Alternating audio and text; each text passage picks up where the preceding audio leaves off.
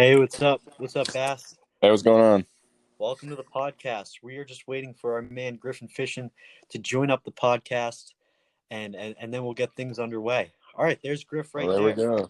go. Guys, welcome to the second episode of the Southern Cast on Spotify. I'm your host Ryan, and that's Griffin.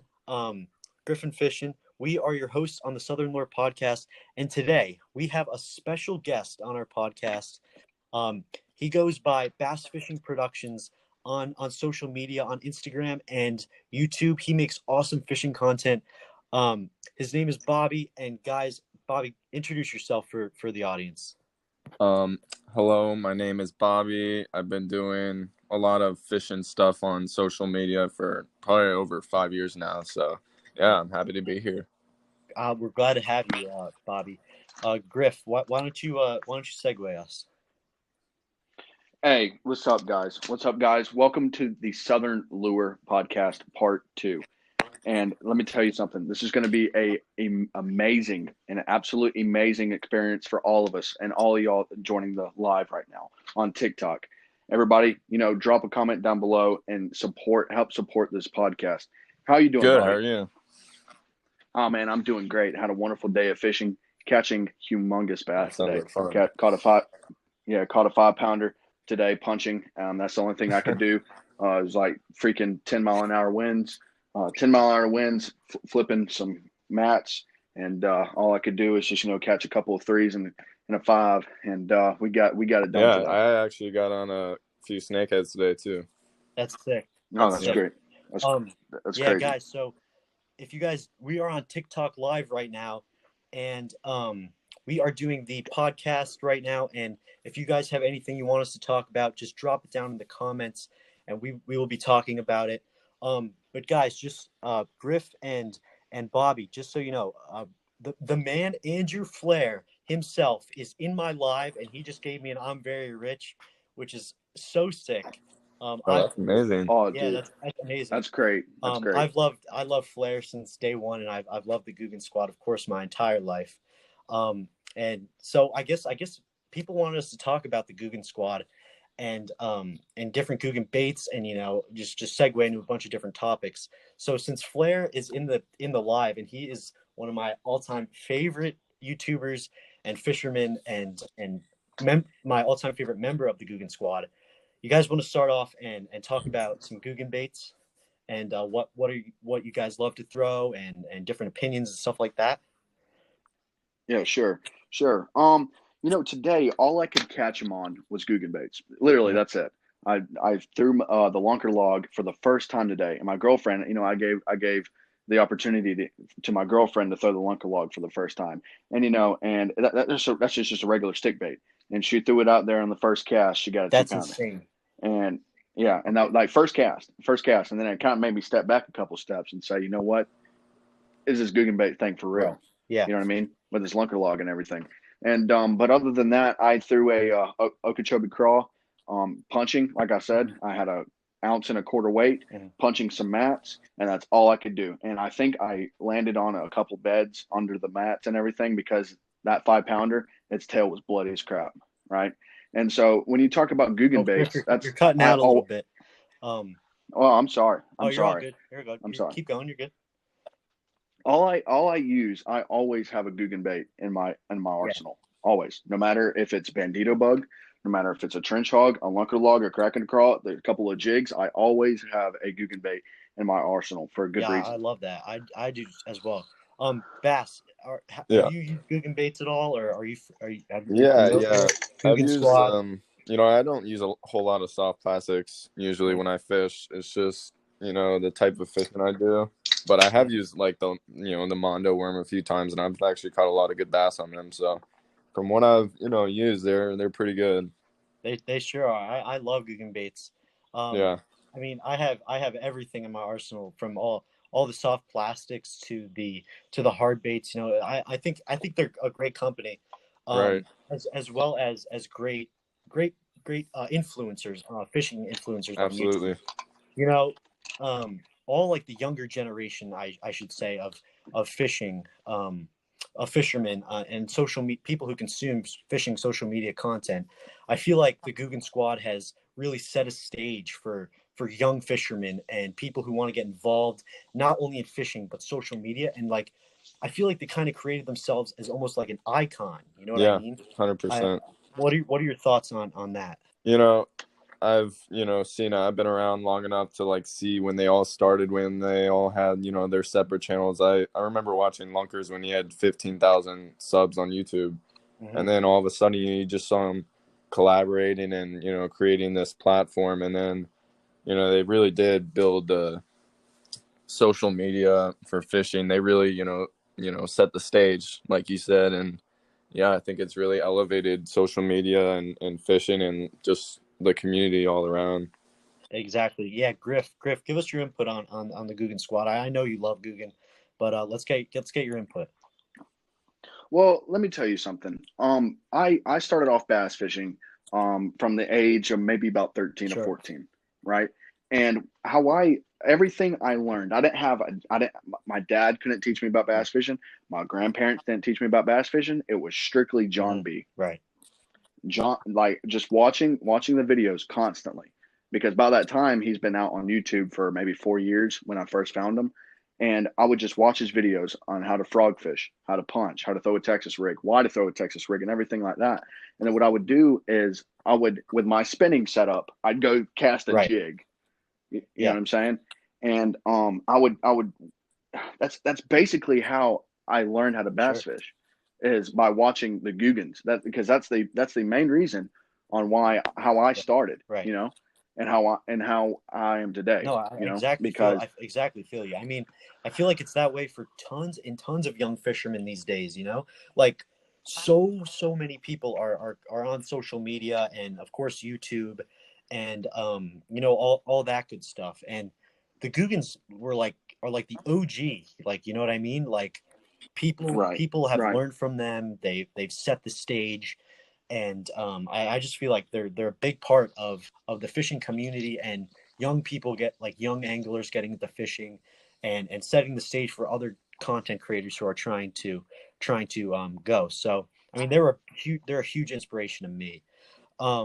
So that's our Guggen baits. We'll definitely get back into more Guggen baits, but we got tons and tons of things coming in on this TikTok live that people want us to talk about.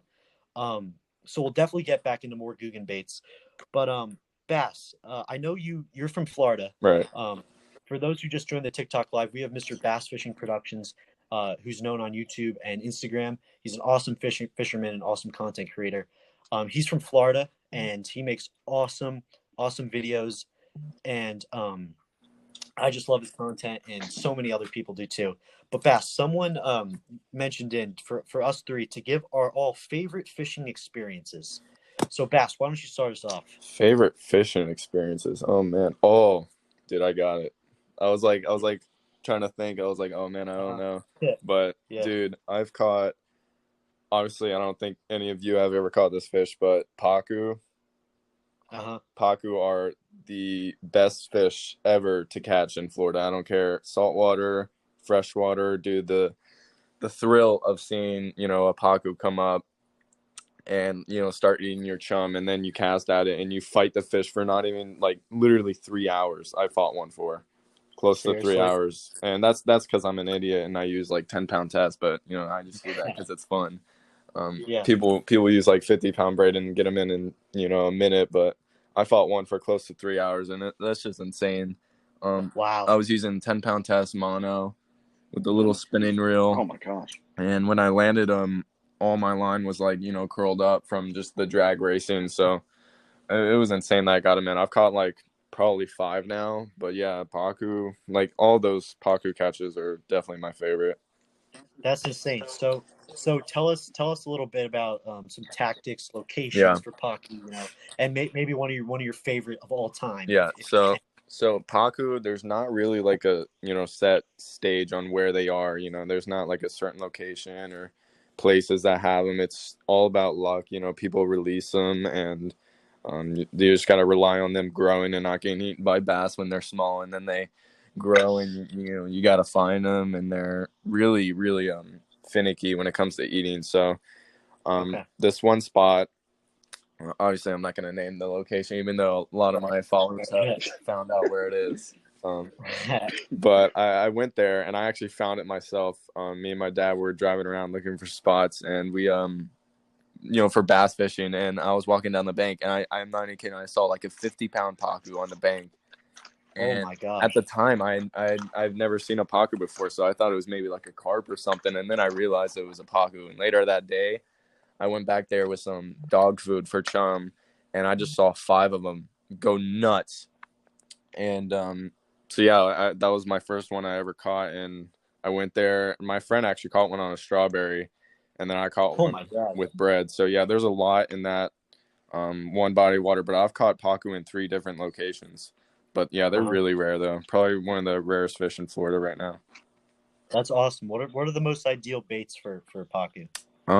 I'd say bread. If you're trying to chum, either cat food or dog food. My friends caught one on strawberry, but I've never tried it. But yeah, I know they eat like mango too, just weird stuff like that. Yeah, okay, I got you. Yeah. That's awesome, dude. You know, Florida is such a versatile place to fish. Yep.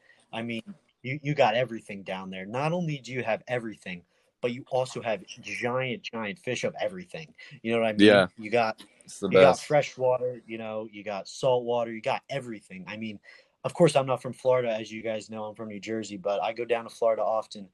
But Bass, tell us some more about some different species you love to catch down in that wonderful state. So in Florida, there's literally everything. Like pretty much everything here is, invasive, non-native, and a lot of people think when they see everyone from Florida releasing snakeheads and all that, cichlids or whatever, they think that we're destroying everything, but it's literally that's all there is here.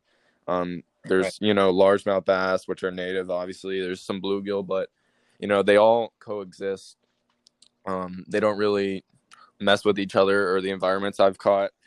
I have this one spot where literally there's snakeheads, clown knifefish, peacock bass, catfish, anything you can name, and they all exist fine without messing with each other. So in Florida there's so much stuff like snakeheads, and snakeheads are up there with my favorite fish too. Just what they eat, frogs and all that. Throwing a frog over and just hearing the pop, dude, they fight so hard too. Peacock bass is a lot of people think they're invasive fish, but the FWC actually introduced them to Florida. So peacock bass sort of are native now, and those are extremely fun too. But yeah, they're not invasive like a lot of people think they are. Yeah, that's awesome. Dude, Bass, that's awesome. I love those fish, dude. I love the state. Of course, I love what you're doing, catching all those awesome fish down there. Griff, let's get into your best fishing experience, and then I'll go after you. Let's say I'm gonna say I'm not gonna talk about my biggest bass ever. I'm gonna talk about how I first got into fishing, and that was bass fishing. That was my favorite experience ever that I can remember. I was fishing with my grandparents or my pawpaw, and we were fishing for bluegill. Like the old regular bluegill fishing, right? You have a bobber, you have your worm, and that's all you knew. And you had these Zebco 33s, blah blah blah blah. And we've been fishing all day, and it's been a slow day, and we're fishing this gigantic pond, but it's been a slow day. And I see my pawpaw's tackle box, and on the ground, and I say, "What's that?" And it was a chartreuse spinnerbait, a big one. It was huge, and I never caught a big bass before. And so he says that's a spinnerbait. If and I said, "Can I fish it?" And he said, "Yeah, but you ain't gonna catch nothing." And I said, "Okay." My hard-head self, I pick it up and I put it on like some 12-pound fluorocarbon with a spinning rod, and I cast it out there. I feel he just tells me to reel it, and I'm reeling it, and then I feel just my line go, and I bring it in, and it's a 5-pound bass, and that's my first ever big fish, right? And first ever like bass fish I was targeting, right? Yeah, maybe I caught some on minnows on the bobber sometimes trying to catch some crappie, but I ain't never caught a bass fish like Wow. that. You know Insane, what I dude. mean? Doing that. And so, and I finally, and I just said, you know what? Screw this little Right. bluegill thing. I'm not trying to stand in one spot for about 3 hours catching some bluegill when I can go out and catch some gigantic bass. Exactly, dude. That's the life, dude. And that was right. And that just Right. started it. That just fired me Right. up. You know what I mean? That's awesome, man. I mean, experience like that, that's exactly how young anglers and anglers in general get into fishing. That one special moment that, no pun intended, but like hooks you for the rest of your life. You know what I mean? And Right. that Right. that's how most people do it. That's an awesome story, Griff. And for those who are listening on the TikTok live, if you fish but are not like into fishing like us three guys are on this podcast, you know, watch YouTube videos, watch all these different content creators like Bass Fishing Productions and Griffin and myself, and try to get those experience. Go out and just have fun. And fishing is such a great thing to do, and it's a lifelong passion. And Griff, that's just a great story, man. Yeah. So my favorite fishing experience. I don't know if I want to talk. I got to talk about it. Um, but so a picture that has been like quote unquote, people call it like my signature fish almost. It's on my Instagram.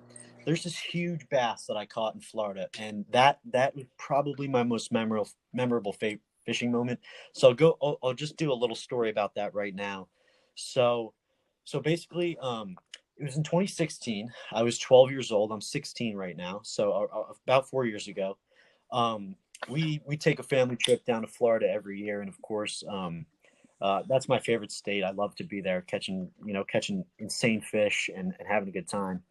But I was 12, and we always stop in Orlando at this lake, which I'm not going to name because it's an insane lake. And if you're from Florida, Bass, of course, I'll give you the name later. But Appreciate it. you should definitely go to Bass. You could Yeah. slay. But yeah, it's this crazy lake, and it's in Orlando, Florida. And so basically, when I was 12 years old, I knew like fishing, but of course, not to the extent that I do today. Um, but so basically, I was just using spinning rods at the time. I didn't know how to throw a bait. I mean, I knew how to throw a bait caster, but nothing nothing that's like great. I didn't know how to do it to a great extent. But so basically, I had on our way down to Florida, we used those travel poles and just spinning rods when I was that age. And so basically, I was using this ugly stick saltwater rod actually with this Mitchell spinning reel, and it's like an okay setup. It's very cheap, just for traveling or whatever. But I threw on a 3/0 Texas rig hook, and with these culprit ribbon tail worms. So it kind of these worms are kind of like a mondo worm with that tail at the end, like curly tail. And so basically, I threw that thing on a Texas rig, and mind you, before this, I was there for 3 days. I caught about, you catch fish so much at this lake at this spot. So I caught tons of fish, but I went to this one spot on the lake that I've never been before, and I just made some casts with the ribbon tail. I call it a ribbon tail Senko, but this ribbon tail worm at the spot. And I do like kind of like a slow retrieve, you know what I mean? And oh, Bass just disconnected um from the podcast, but he'll get back in here.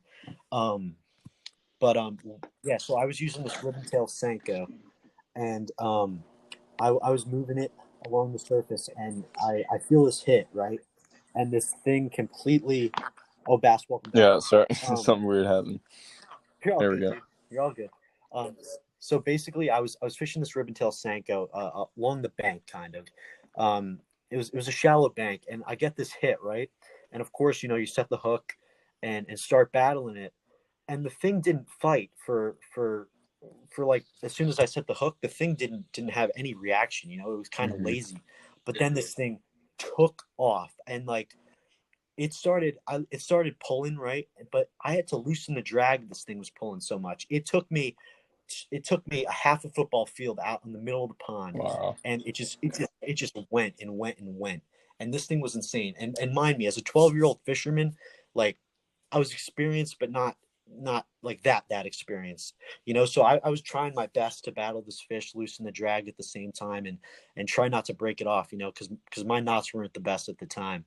But yeah, so basically I battled this thing for about 15 to 20 minutes. It was a very long battle. And I actually ended up giving, my dad was with me at the time, and I ended up giving the pole to my dad, and I ended up going in the water to get this thing. And if you guys haven't seen this picture, it's a giant bass. Again, on our way to Florida, we actually forgot our scale, so but we estimate it to be well over 10 pounds.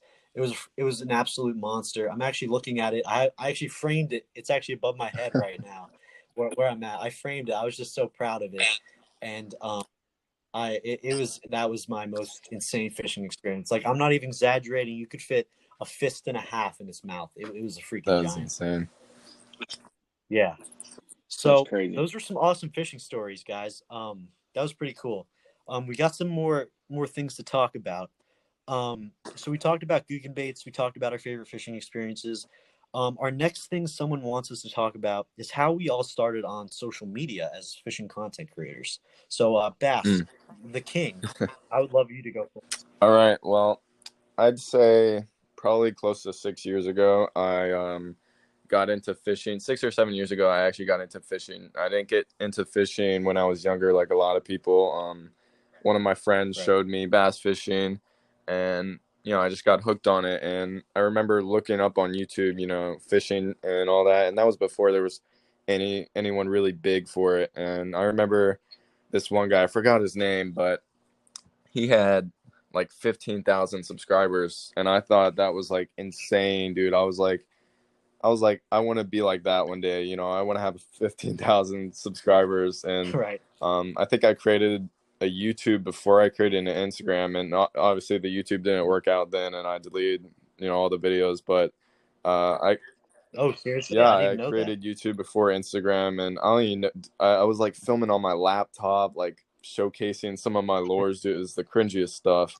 But hey, I had the right mindset. I had the drive, so I created an Instagram, and I don't know. I guess I just created it right before everything started blowing up, and I knew the right people, and I was just one of the first to really get somewhere on Instagram for fishing, and I just posted random bass fishing stuff, pictures, and that's really how I got started on Instagram and all that. And I don't know, it's just gone through phases. I've done little short Instagram videos, to go viral, and then I did YouTube. So yeah, but that's really how I got started. I just saw, the people on YouTube with like 10,000 subs, and I just wanted to do that. I don't know why, but I guess it worked out.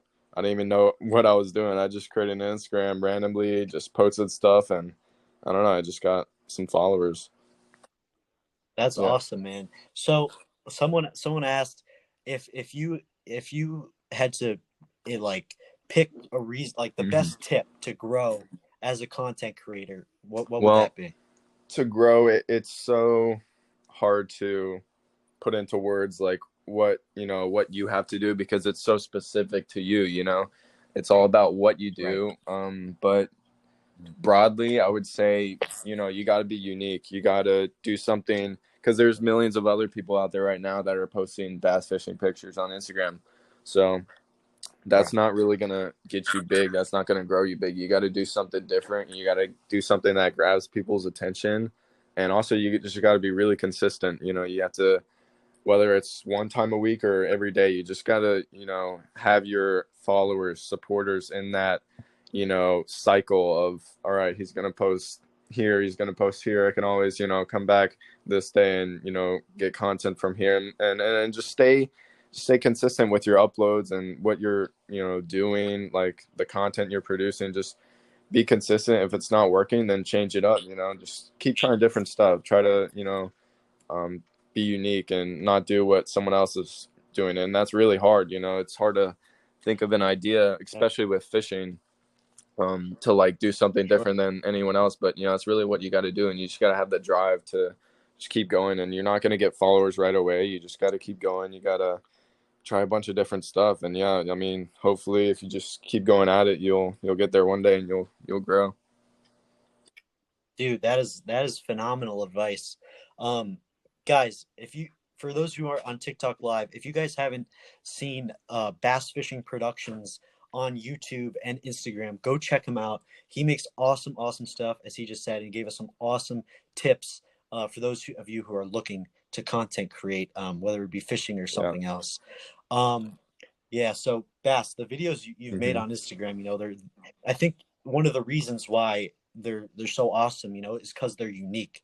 I think that was a really good tip that I haven't really heard, from a lot of people, is the uniqueness. Like I went through a phase maybe close to a year ago where I had over 100,000 followers on Instagram at the time, but I guess I was ahead of the time a little bit. It was pretty much TikTok videos. I would just film.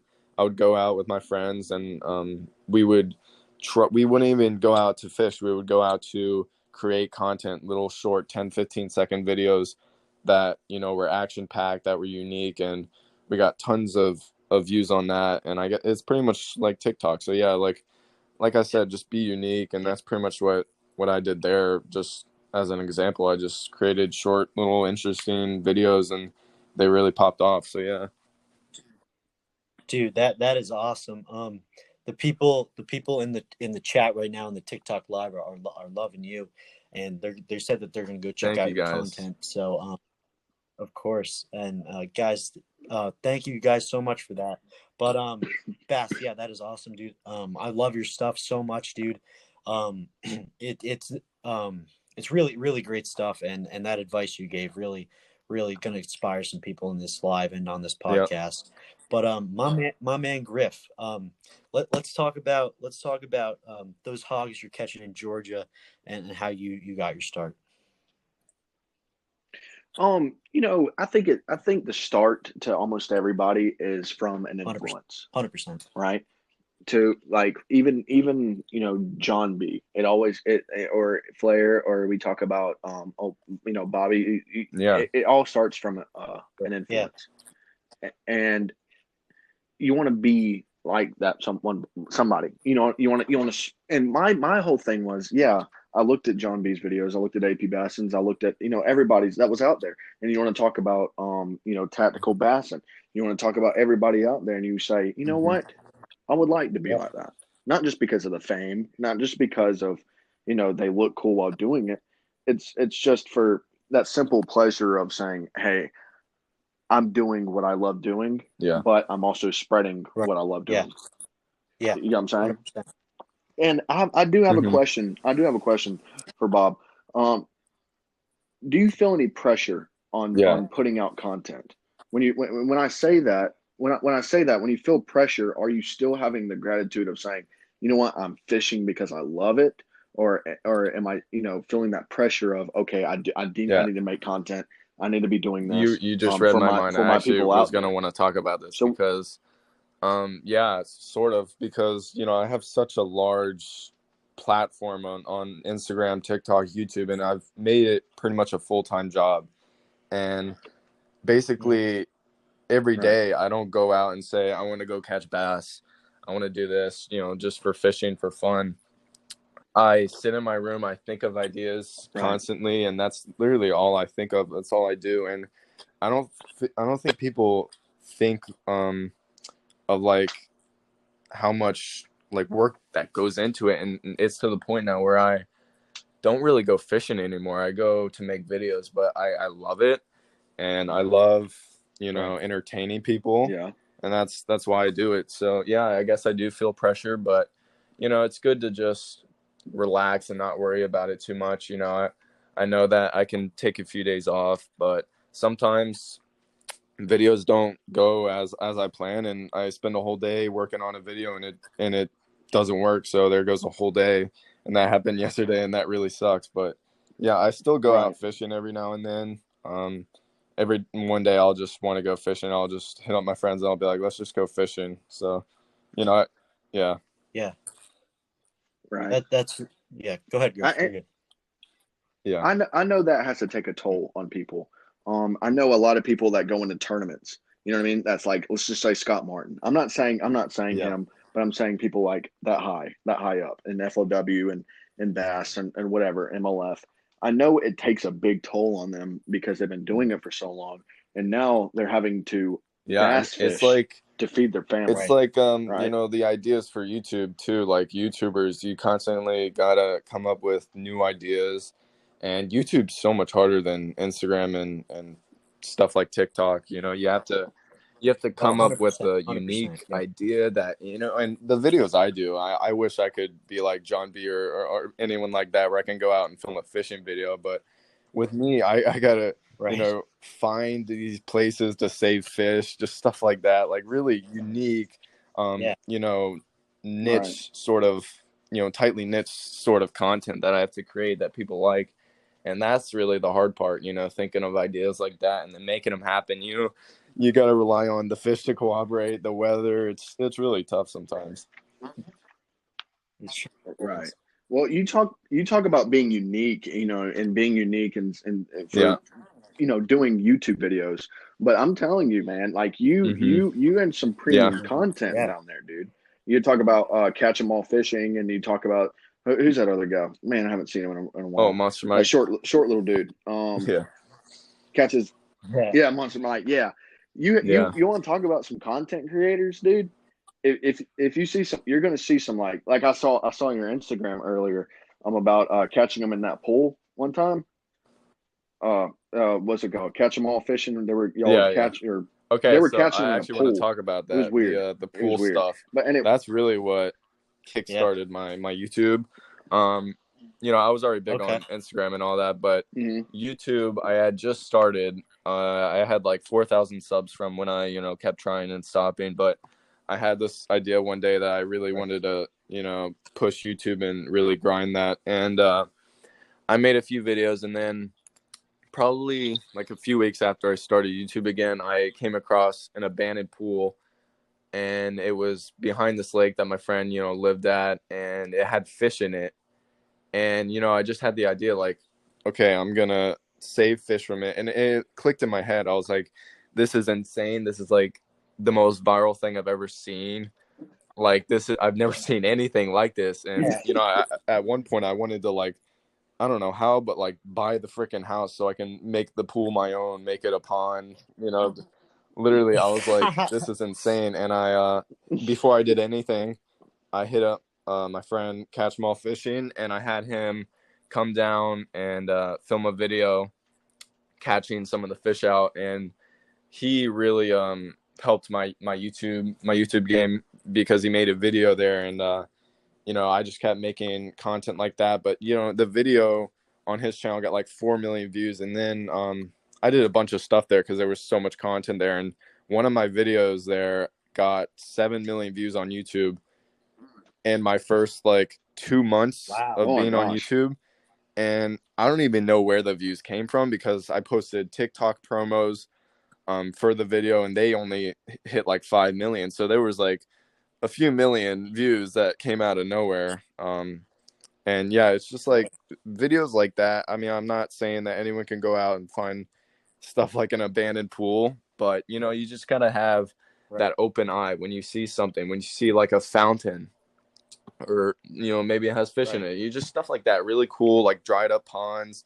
These are just examples. You got to have that Yeah. eye that, okay, I can make content out of this, and no one's probably ever seen it, and that's what will set me apart from anyone else.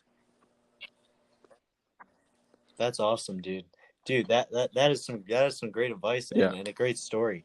Yeah, so I think a major part, as Bass and Griff you were saying before, is the uniqueness of the content as well as Yeah. the consistency.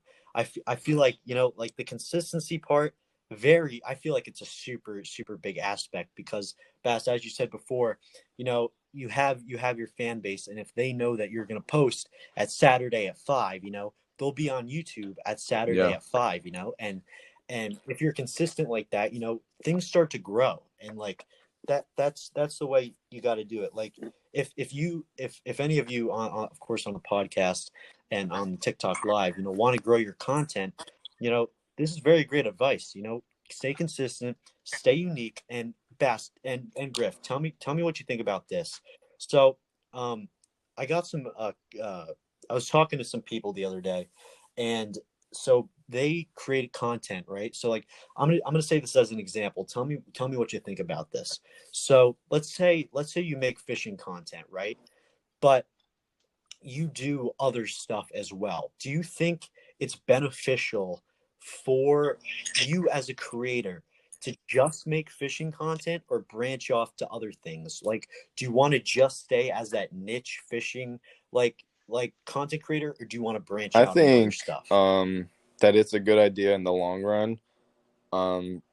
Like as in like Mm-hmm. you have your niche and you grow that, and then you branch out once you're big enough, once you have a fan base, once you have Oh people yeah. that'll watch you do literally anything, literally sit in a room on a chair staring at the camera, people who will watch that, you know, you'll have people like that down the road. So then you can branch out, Yeah. and then you can, you know, grow a larger fan base, you know, people from the outside, from that niche coming in, will watch that. But you know, with starting out, I don't recommend doing that, because you know you're gonna have people that'll like one thing you do, and then they'll see you posting other stuff, and they'll not want to see that, and they'll probably unsubscribe or unfollow because they just don't want to see that in their feed. They don't really care for it. So I'd recommend, yeah, Right, like yeah, that's not the exactly, reason they exactly, yeah, follow or subscribe to you. Right, okay. I know what you mean. Yeah, that's awesome. So basically, for me, how it's been, it's kind of been a little bit of a different story, you know. So I don't know if you guys knew this about me, but I have a undiagnosable disease in my head. I was in the hospital for over almost 16 months, and it was just like a completely life changing experience. And I was diagnosed with this disease when I was literally like right after I was born, and I was in the hospital for, you know, I missed the entire fourth grade, and it was just an absolutely crazy journey, crazy journey, and what fuels like my content is like mm-hmm. my story, you know what I mean? So like, of course it's the passion of fishing, you know, fishing will always be my passion, but the reason, like another reason why I wanted to create my YouTube channel and like TikTok and all that was like to show like different positivity, like not only fishing but show like positivity too Yeah, through my situation. And like a reason like why I created these things was, you know, to bounce back mm-hmm. from that. So like Yeah, you know what I mean? Yeah, so that's just me. And you know, of course, I love the advice that Bass and Griff are giving. You know, just like stay consistent, you know, unique and all that. It's phenomenal advice to grow your yeah. platforms if you want to. Um, so I love that. So we got some more things to talk about. Um, we'll do a few more topics.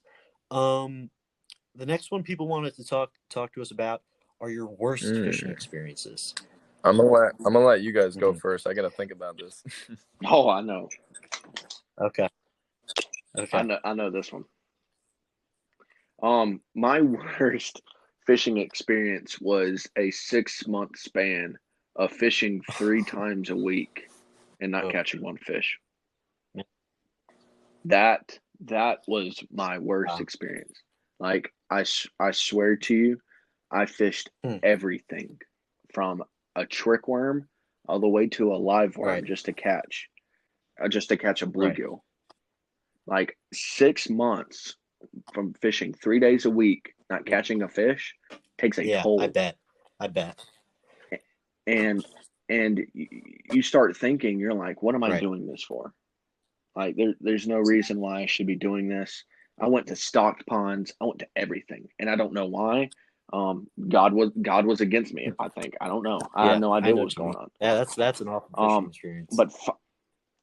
but finally, you know, when you talk about the Right. redemption part, I told myself when I finally caught that first fish after those 6 months, I told myself, I said, there will never, ever be a day when I go fishing I won't catch a Yeah. fish. I swore on that day, I said, you know what? I caught this fish. I'm never, ever going to go a day when I go fishing. I'm never not going to catch a fish. I'm never going to go skunked again. Wow. And I haven't. And that was Yeah. 3 years ago. That's great. And I fish 3 to 4 times each week, and you know, and I might catch one fish, and that's Yeah. okay, as long as I never go skunked. Bass, do you have your story, 100%. or do I you got a want me to couple go? stories that I have in mind. um, All so right, yeah, there's a let's there's a hear it. lot of Let's like hear it. bad experiences, like cops called and oh my god, I'm thinking right now of some experiences that are like pretty scary, but I don't think Yeah. they're like the worst. I mean, we've had like cops pull up, like tons of cops and some crazy security guards with guns and stuff like that. Like fishing in Florida is Oh really my scary God. Wow. sometimes. Like we were fishing at this one spot Wow. where there was no signs, no gates or anything, and we went 3 hours that day fishing that place, going around the whole place. No one said anything. Everyone's waving, and then we're walking, and a security car pulls up, and it like cuts us off from walking, and then two guys pop out, and then next thing you know, another car comes behind us, and they pop out, two more, and then two other cars did the same, and like the head guy came out. He has his hand on his gun, and he's like screaming at us. He's like, Oh my I God. don't even remember what he said, but I'm literally shaking. Like I'm shaking. I don't know what to do. Like it's me and my two friends, and we're like shaking, and he's screaming at us like, oh, you this is a real good way to get shot. Like the dude was definitely like not all up there, and he What? called the cops, and we ended up Oh, walking out because my friend he like called his dad, and his dad's like, yeah, they can't hold you there, like they literally made us like sit down. He acted like a cop. He was asking us for our IDs, and he was like, put your hands behind your back, like sit down. And then and then we started Oh my walking God. because obviously, yeah, you can't do that. And we got out to the main road. We hopped in his Yeah. dad's car, and we went back to where we parked, and there was cops waiting there. And dude, the cops were so cool. They were like, did that guy like handcuff you? Like, what's wrong with this guy? And they let us go, and they were like talking to the guy. They were Oh like, my what is wrong? God. So yeah, there's a lot of scary stuff like that. But a recent story when it Wow. comes to actual fishing, um I was fishing at this huge lake. It's like a quarry, and it's filled up. Uh-huh. The deepest part out there is probably well over 100 feet, and we go there, and there's giant Yeah. bass there. I've caught tons of 10-pounders. My dad's caught 10-pounders. My friends have caught 10-pounders, and the whole day, we didn't Sure. catch anything above like 2 pounds, and we ended up cast netting some giant Mayan cichlids to use as bait. And I put on, not even it's Yeah. bigger than my hand, and I'm like mm. 6'1", and it's bigger than my hand, giant cichlid. I hook it in the tail, I throw it out, and literally not even a second passes where we've been casting all day. My line just starts darting out, and I let it run. I set the hook, and the Mhm. thing, I'm not even kidding. The thing was Sure. easily bigger than my PB, and my PB is 12.6 pounds. Wow. The thing was Wow. monster, the biggest bass I've ever Oh, seen, wow. and I'm fighting it for a couple seconds, and then it jumps off. I freaking throw my rod, dude. I'm screaming, and obviously, of course, as soon as I have a fish on that cichlid, we're not able to catch any more cichlids. The cichlids just don't want to bite now.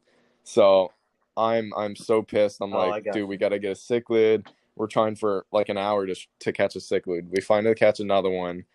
I cast back out there like 2 hours later, and I'm pretty sure it's the same fish, or maybe Right. the different one, but it was easily above my PB again. And the same exact thing, dude. It jumps Wow. off, and I pretty much just stopped fishing that day. I was like, I'm done. And yeah, that was just so bad. I lost two fish over my PB. Like that I was don't so blame you. bad. Yeah. Wow. That's That's terrible. crazy. That's horrible. Yeah, that's insane. Bass, I was actually watching. I don't know when this was. I was watching it, but it probably was on like Yeah. my suggested on YouTube. But I remember you were fishing Right. with a Yeah, friend. I Christian. believe his name's Christian, right? Yeah, Christian. And I believe, I'm not sure. I think it was a golf course, but there was like you were fishing for like some Oh schooling yeah, clown knife fish. And right. Yeah, I know yeah, exactly what and you're then the talking about. cops Yep, came, and then those cops were yeah, cool. Yeah. I remember that video. And then the cops, yeah, those cops were really cool. They're like, Yeah, you oh, know what the you funny do part like is? you You do know what the social funny media, part you is? get When paid for stuff that. like They're that like, happens, like with what, anything, with what? like people in the video, I always get comments like, "Oh, that's my dad. That's my friend's dad. Oh, I know that person." Yeah, so I Oh, got a few comments on seriously? that That's so video like, cool. "Oh, that's my dad's friend. He's super nice." And then some people are like, "Oh, he stopped me before." So yeah. Yeah, that's crazy. Um, that yeah, dude, Florida got if do you usually now, I don't know if you want to say this, but do you usually like sneak on to places or like do you Some just not yeah, know? most spots we do sneak in because if anyone lives in South Florida, they know that you literally have to catch fish. If you want to catch fish, you have to. But you know, we're Right, respectful of everyone. right. We don't take anything. We don't damage Sure, anything. You know, we're there. sure. We don't get in golfers' way. That's a big thing too. A lot of people sneak into places and they'll walk right in front of Yep, golfers on the green, like they'll just sit there when people are trying to hit it, and that's what will get right, you in trouble. You know, we're respectful. We fish on the house's right, sides and all that, and we don't right. cause any trouble. But there's some times where Uh-huh. people get real pissed, and you know, obviously we're in the wrong. But not all spots we sneak Right. into. We have a bunch of spots where we're allowed, but a lot of the public lakes around here and all that, just ponds and water systems are so bad. Like there's no fish in there. So yeah. Oh, seriously? Wow. Mm. Okay. All right. So that's crazy. That's crazy, Bass. My my worst fishing experience, I don't want to say it's kind of like a gradual thing. So this is my worst fishing experience. So I have this pond. It's basically in my backyard. It's not one of those, like small ponds, that just has like koi in it or whatever. It's a Yeah. big pond that you could fish at, you know what I mean? So basically, when we moved to this house in New Jersey, this pond was here. Hmm. It's like right on the property almost. And so this thing when I was younger, this is my first place where I fish. My first bass, all that good stuff.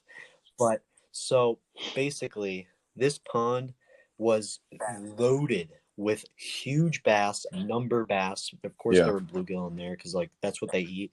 But there was huge bass. There was also some catfish too, and so this place was absolutely loaded. So like when I first got into fishing, I would go there every day, catch great bass. And um so basically the reason why it's a bad fishing experience is because like when the I kind of made this mistake on myself, to be honest, but when I started doing videos there, people from my town and other neighboring towns absolutely Yeah. bombarded this pond. You know what I mean? It became the most pressured pond Oh my ever. God. Like it that like it, you know what I mean? Like I'm not joking you every single day there's at least 7 to 10 Dude, I know people what you that mean. fish Oh this my thing. God. So much of that same scenario has Yeah. happened with me like a long time ago. Yeah. It's yeah, so this and Hmm. people would use the same baits as me, and all that, and then the bass are just like, Yeah. they know what's going on now. You know what I mean? Because the more pressured a spot gets, you're not going to catch him. And it's just like those public places that you were saying. And so yeah, that's just that pond. It's just gone completely downhill. It was one of my Dude, you're favorite literally spots, and telling now a it's one of those story out spots, of my you could life barely. right now. I used to fish this golf course around here where I live that had giant bass. Like, Yeah. oh my God, you would go there in the middle of the day with a topwater spook and throw it out in the middle, and you would just get hammered with 5 to like 8 pound bass every single time.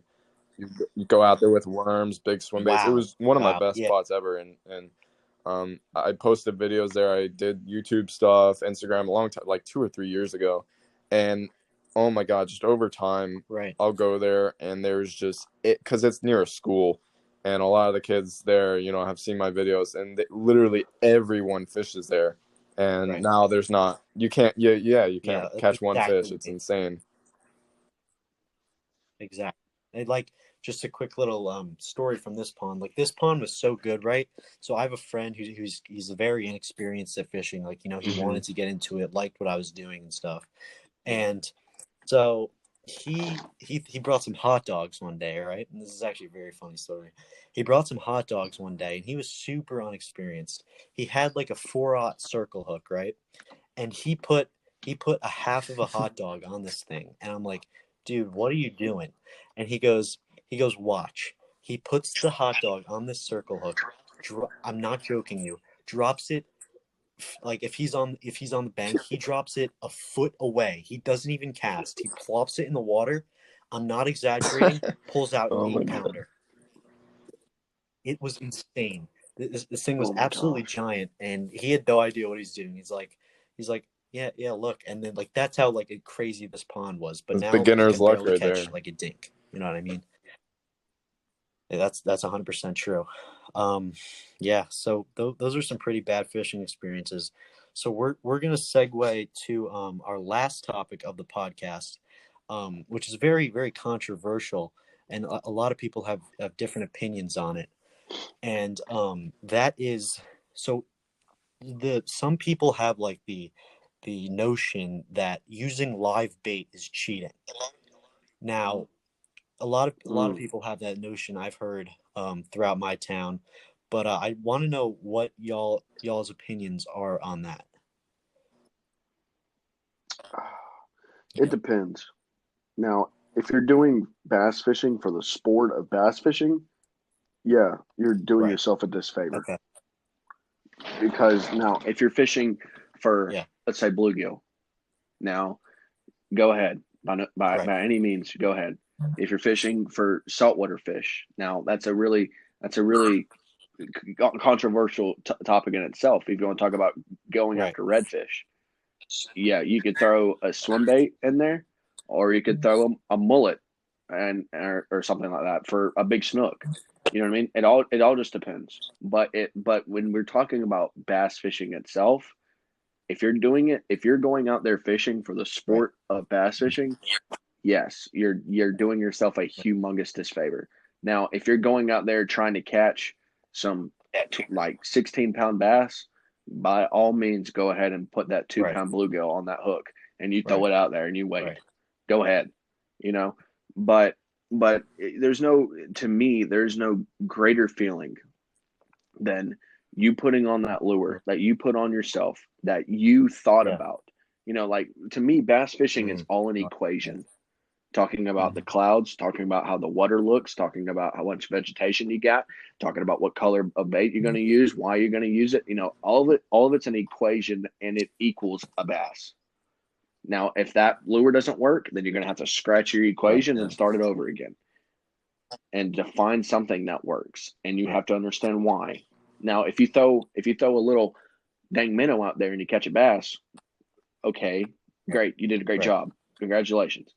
But it's a humongous like Right. gratitude in yourself if you put on a Yamamoto Senko and you throw it out there and you ain't catching fish, but then you put on a swim jig and you start fishing the grass and Right. you catch an 8 pounder. You just feel that, okay, I Right. know what the heck I'm doing. It's just like a big strategy, and that's why I love fishing so much, because it makes me think. It makes me get out of my Right. comfort zone sometimes. It takes me away from the world and makes me focus on this one thing. And I love teaching people about that, Right. about this kind of stuff too, because I met this one guy, and Mhm. Zuggy, Right. Quez, Sure. one of my best fishermen. Um, I Right. taught him from the ground up. All he knew was Right. bluegill fishing and a cane pole. And the first day, I taught him how to throw a bait Right. caster, because that's essential Right. when you're fishing with me and grass and stuff like that. Because you can't be fishing some 10-pound like fluorocarbon and Uh-huh. all this hydrilla. And so, like I said, it starts from the ground up. And if you use lures, you Right. know, good, good.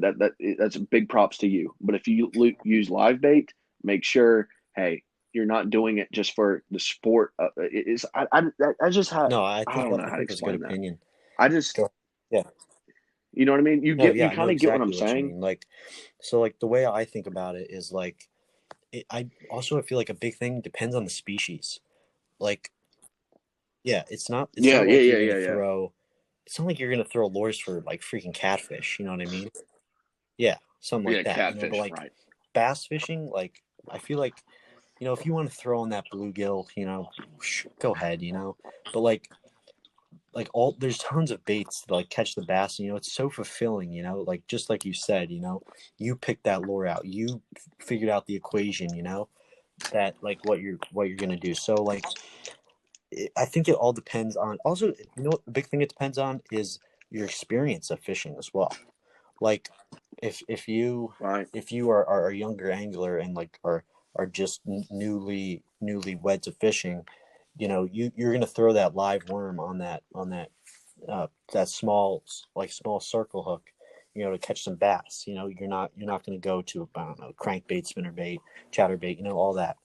Um, but I think that's definitely a big part of it. Bass. Yeah, so What are your I what are your definitely think opinions on it that? it has to do with the species and all that. Like down here, there's stuff like Yeah, clown knife fish and all that, where most of the time you have to use live bait, yeah, like shiners and all that. But I've caught a lot uh, on lures, so it does show you yeah, that fish are not the smartest, and they don't only eat real stuff that people really think that. They think that stuff like clown knife fish will only eat a shiner, but I've caught them on tons of different lures. So yeah, I feel like bass fishing with live bait though, it's if you're doing it, yeah, for the sport and all that, then it's definitely not mhm, the most honorable thing. But I feel like live bait fishing for me is right. like super fun. I don't do it a lot, but when I go out there and I just throw out like a shiner or something, I don't know what it is. Just I love just sitting there and not knowing what you're gonna get because you got live bait on, and then Right. the fight, seeing them take it out. So like that other story with those huge bass with that live Mayan cichlid on, I don't do that often, but it's really fun. Like just to see a Right. 12-pound plus bass grab a cichlid the size of my hand and just take it out. But yeah, I mean it's all up to you. Yeah, it's all up to you. If Right. you want to use live bait, That's you sweet. can. Yeah. But I don't know. I feel like lures are just Right. No. obviously better. And if you really want to get good at it, then if you're doing it to just catch dinner or whatever, then obviously yeah. But yeah, I don't know. I just feel like lures down Right. here, I Yeah. mean, it's really fun to just try different stuff and figure out the fish. So yeah. No, that's awesome, dude. Griff, do you want to take us home? All right. Yeah, I'll take you home, man. Hey guys, thank y'all for joining us on the Southern Lure podcast. And Absolutely. again, Yeah. thank This you, was Bobby, fun, yeah. Huge on the Bass thanks Fishing to our Productions. guy Bobby, of course. Hey, it was Yeah. wonderful. It was wonderful having you here, and it's also really nice to have somebody like you come into this new podcast, and give your opinions and give your information of what you know out for these people that are listening out on Absolutely, TikTok and yeah. that will be listening out on Spotify whenever this Right. podcast does come out. Yeah. Bass, thank you guys so much. For those who are listening right now and those who are on the TikTok live, go subscribe to Bass Fishing Productions on YouTube. And again, same thing, Bass Fishing Productions on Instagram. And TikTok, Bass Fishing Productions on TikTok too, for those who are watching on TikTok. But Bass, thank you so much for joining us. You had some great inputs, opinions. That was Thank awesome, you for man. having me. Yeah, it was really fun. I Huge mean, I thanks to love you. I love talking to, Of people like course. that, everyone watching, inspiring them, giving advice. It's fun. Right. Yeah, For we sure, would love yeah. to have you on lots more podcasts. Of course. All right. Guys, just before we go, I want to give a shout out to chance.k.fishing on Instagram.